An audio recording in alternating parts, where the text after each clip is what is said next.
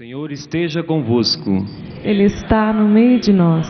Proclamação do Evangelho de Jesus Cristo segundo Marcos. Glória a vós, Senhor. Naquele tempo, Jesus atravessou de novo numa barca para outra margem. Uma numerosa multidão se reuniu junto dele e Jesus ficou na praia. Aproximou-se então um dos chefes da sinagoga, chamado Jairo. Quando viu Jesus, caiu a seus pés e pediu com insistência: minha filhinha está nas últimas, vem e põe as mãos sobre ela, para que ela sare e viva. Jesus então o acompanhou. Uma numerosa multidão o seguia e o comprimia. Ora, achava-se ali uma mulher que há 12 anos estava com uma hemorragia. Tinha sofrido nas mãos de muitos médicos, gastou tudo o que possuía. Em vez de melhorar, piorava cada vez mais. Tendo ouvido falar de Jesus, aproximou-se dele por detrás, no meio da multidão, e tocou na sua roupa. Ela pensava: se eu ao menos tocar na roupa dele, ficarei curada. A hemorragia parou imediatamente, e a mulher sentiu dentro de si que estava curada da doença. Jesus logo percebeu que uma força tinha saído dele, e voltando-se no meio da multidão, perguntou: quem tocou na minha roupa? Os discípulos disseram: estás vendo a multidão que te comprime e ainda perguntas: quem me tocou? Ele, porém, olhava ao redor para ver quem havia feito aquilo.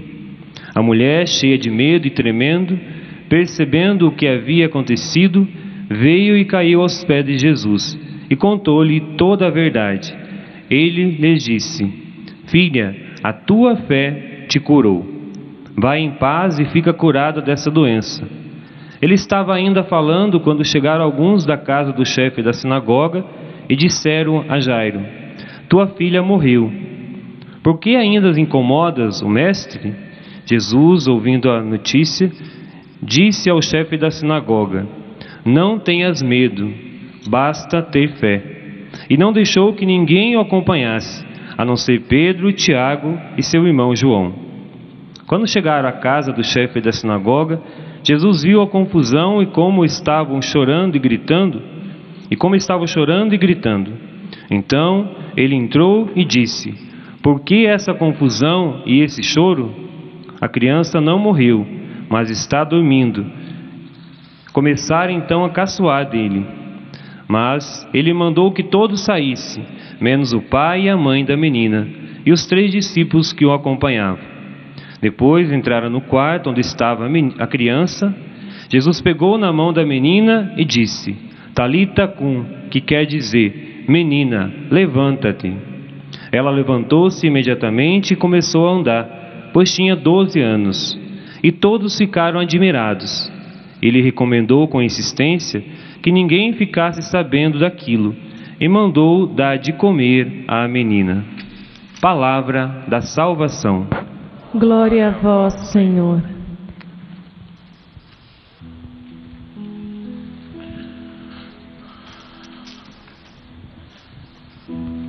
Deixa eu dizer ao seu coração, o Evangelho de hoje apresenta a nós 2 situações muito dramáticas da vida humana, 2 situações muito difíceis. Jairo, chefe da sinagoga, está com a sua filha praticamente morta em cima da cama. E o que fazer diante de um drama que um pai vive, vendo a sua filha padecer? Enquanto Jairo vai ao encontro de Jesus, porque sabe que Jesus tem alguma resposta para ele, ele se depara no meio de uma grande multidão. E você sabe como é que a multidão é gente, tudo quanto é jeito, e cada um com suas necessidades, com seus problemas, com as suas inquietações. Mas no meio da multidão, quase sempre, as pessoas estão desesperadas, estão inquietas, preocupadas, tensas, sobretudo sabendo que ali está Jesus e querendo inclusive uma resposta para as suas situações. Antes de Jesus se encontrar com Jairo, no meio daquela multidão, uma mulher. Que mulher sofrida, 12 anos que ela sofre de um fluxo de sangue, 12 anos que ela tem uma menstruação crônica, o sangue não estanca, já por 12 anos. E não é só o problema crônico que ela sofre que é o problema, mas a cultura, a mentalidade judaica é muito dura com esse tipo de realidade. Os 3, os 4 dias em que a mulher tem seus dias, ela é tida como impura. Ela vive afastada de todos. Ninguém se aproxima dela nesses dias. Uma questão cultural, uma mentalidade que o povo tem já de muitos anos. Agora você imagina uma mulher que sofre disto, não é por 2, não é por 3, não é por 4 dias, mas é por 12 anos seguidos. Que tristeza é para o coração dessa mulher. Ela devia estar em cima de uma cama, deprimida, angustiada, não só pelo mal que ela sofre, mas sobretudo até pelo preconceito, pela marginalização que ela sofre. Ela não pode se aproximar de ninguém e ninguém também pode se aproximar dela. Veja que tristeza, veja que situação difícil. Mas deixa eu dizer a você, ela desanimou, ela perdeu a esperança, ela ficou angustiada, ela ficou culpando Deus, ela ficou se maldizendo e maldizendo a Deus e maldizendo a todos. Não, muito pelo contrário. A única pessoa que não podia estar no meio daquela multidão é esta mulher. Até porque a condição dela não a permitia. Mas deixa você perceber o seguinte: no meio de uma multidão desesperada para tocar em Jesus, é até irônico a pergunta de Jesus: quem é que me tocou? Está todo mundo tocando nele, todo mundo se aproximando dele.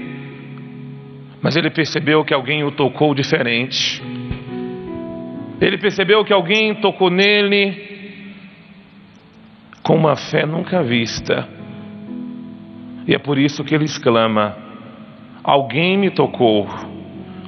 Nem foram os discípulos, seus companheiros do dia a dia, porque talvez quem segue Jesus no dia a dia já está muito acostumado com a vida de Jesus, com o que Jesus fala, que talvez nem faça diferença.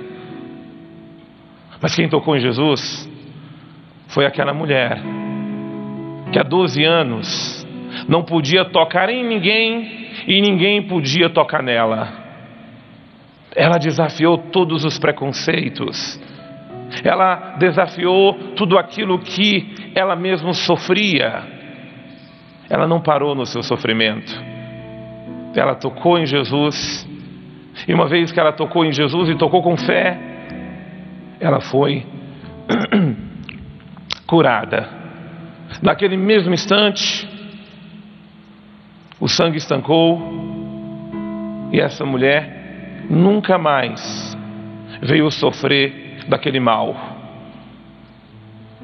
Enquanto Jesus fazia isso, nós até se esquecemos de Jairo, porque quem foi primeiro ao encontro de Jesus foi Jairo. Desesperado, ou melhor, devia estar até mais desesperado, porque estava com uma filha morrendo, 12 anos, devia ter ela, uma adolescente. E ele mesmo diz: mestre, a minha filha está morrendo.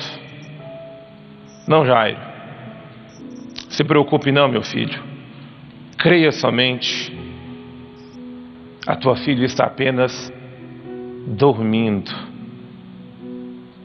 E foi na hora em que Jesus disse isto, e na hora em que Jesus chega em casa, e quando ele chega naquela casa, você sabe o alvoroço, né, das pessoas.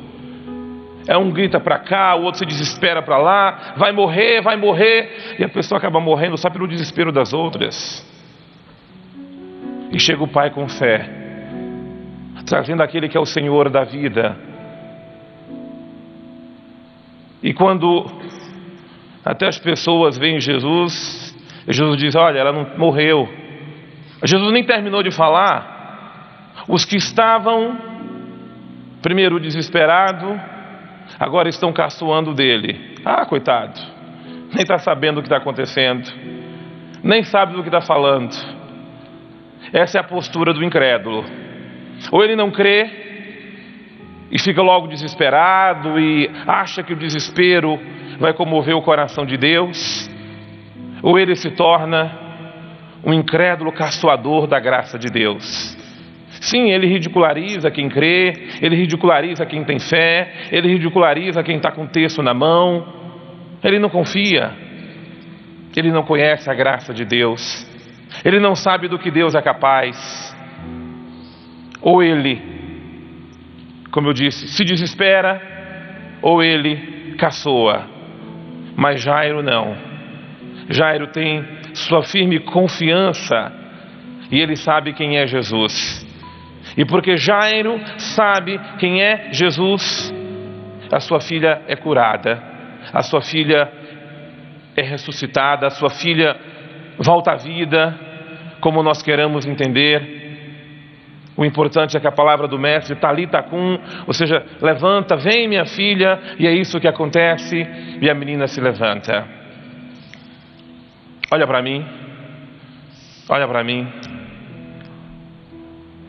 Escuta aquilo que a palavra de Deus está dizendo hoje na carta aos Hebreus. Irmãos, olhos fixos em Jesus. Eu quero dizer o mesmo a você, minha filha. Eu quero dizer isto a você, meu filho. Eu não sei quais são os problemas que você passa, enfrenta na sua casa ou na sua vida. Eu não sei como é que está a sua situação hoje, os seus sofrimentos, as suas dores, tudo o que você passa. Mas eu não queria que você olhasse para baixo. Eu não queria que você tomasse a atitude do derrotado ou da derrotada. Muito pelo contrário, que você fixe o seu olhar em Jesus, que você coloque o seu olhar em Jesus e não tire dele o seu olhar, mas não tire mesmo. São duas coisas importantíssimas que a carta aos Hebreus está dizendo hoje a nós, a partir desses dois relatos maravilhosos que nós ouvimos hoje. O primeiro é esse: nós não podemos tirar o nosso olhar de Jesus. Tira o olhar dos seus problemas, minha filha. Tira o olhar das suas crises, das suas dificuldades. Tira o olhar da sua doença. Às vezes as pessoas nos procuram e a gente pergunta: o que você tem, minha filha? Aí a pessoa tem uma lista de problemas. Não é porque eu estou ignorando os seus problemas, não. Mas eu estou admirado é que do tempo que você segue Jesus, você olha mais para a lista dos seus problemas do que para Jesus, que é a luz, que é a solução para a sua vida, para a sua casa, para os seus problemas e para o seu coração. Então hoje eu estou convidando a você, a partir daquilo que a palavra está nos dizendo, não tire o seu olhar dele. Seja o que for, seja qual for a situação pela qual você passa, pela qual você sofre, que você não tire seu olhar de Jesus.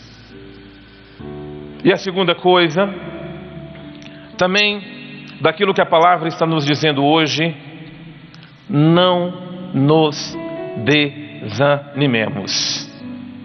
Sim, o que você não pode de forma nenhuma é desanimar. Padre, mas é porque o senhor não sabe qual é o meu problema. Realmente eu não sei, mas Deus não sabe qual é o seu problema? E você já viu algum desânimo ou algum desespero resolver problema? Não, muito pelo contrário. Desânimo e desespero só aumentam os problemas. E ainda mais, desânimo e desespero fecham as portas do coração de Deus para nós. Não é que Deus fecha o coração dele para nós, não. É ao contrário.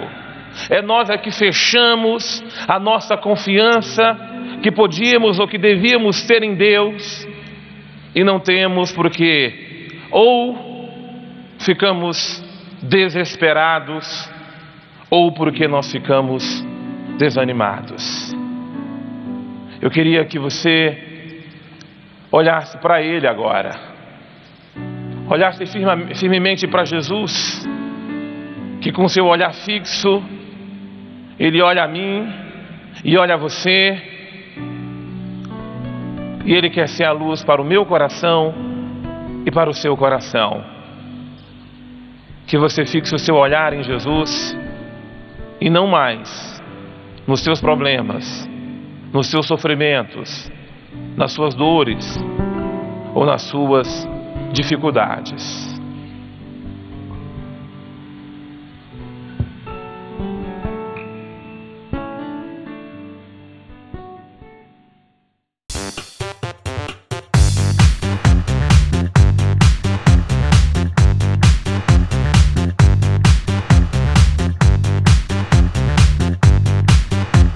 CançãoNovaPlay.com. Assine já!